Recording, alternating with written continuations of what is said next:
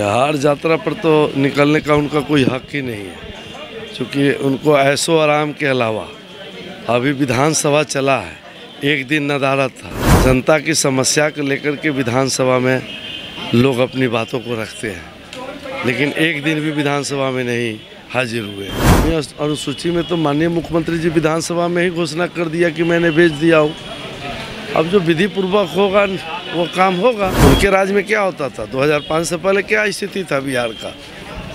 हाँ, जितना अपहरण होता था उसका कहाँ से मैनेज होता था, बिहार की जनता जानती है। बिहार सरकार के पंचायती राज मंत्री केदार प्रसाद गुप्ता अभी हमारे साथ जुड़ेंगे, बात करेंगे। केदार जी, बिहार यात्रा पर तेजस्वी यादव निकलने जा रहे हैं, कैसे देख रहे हैं इसको और क्या कहिएगा? बिहार यात्रा पर तो निकलने का उनका कोई हक ही नहीं है, क्योंकि उनको ऐशो आराम के अलावा अभी विधानसभा चला है, एक दिन नदारद था।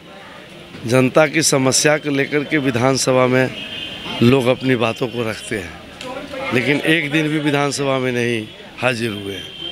अब विदेश घूम रहे थे, सैर कर रहे थे, तो अब बिहार घूम के क्या करेंगे? केदार जी, 65% आरक्षण को लेकर उन्होंने सवाल उठाया। उन्होंने कहा है कि जिस तरीके से 65% आरक्षण उन लोगों की सरकार में लागू किया गया था, इसको देखते हुए 9वीं अनुसूची में क्यों नहीं शामिल किया गया? सवाल भाई, 9वीं अनुसूची में तो माननीय मुख्यमंत्री जी विधानसभा में ही घोषणा कर दिया कि मैंने भेज दिया हूँ।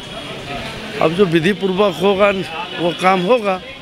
लगातार बिहार में घट रहे अपराध को लेकर सवाल उठा रहे हैं, कह रहे हैं कि लगातार सत्ता संपोषित, सत्ता संरक्षित अपराध जो है बिहार में हो रहा है। देखिए, कहीं क्राइम होता है तो उद्भेदन भी कितना जल्दी हो रहा है, इस पर भी ध्यान देना चाहिए। अगर कहीं क्राइम होता तो उद्भेदन भी हो रहा है, इसलिए ऐसा नहीं है।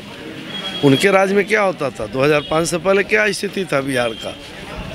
हाँ, जितना अपहरण होता था उसका कहाँ से मैनेज होता था, बिहार की जनता जानती है। क्राइम बुलेटिन भी जारी कर रहे हैं। अरे वो सब नौटंकी है उनका, और कुछ नहीं। अंतिम सवाल रहेगा, पुल गिर रहे हैं, लगातार खबरें आ रही है, तो क्या कार्रवाई कर रही है? देखिए, पुरानी पुलें हैं, हमारी सरकार उस पर कार्रवाई कर रही है, उसको दिखवा रही है। माननीय उप मुख्यमंत्री विजय बाबू ने कहा है कि सारे पुलों को देखो। अब मान लीजिए कि 4 चक्का चलने वाली पुल है और उस पर 22 चक्का का गाड़ी चल रही है, तो स्वाभाविक है कि उसमें थोड़ी परेशानी होगी।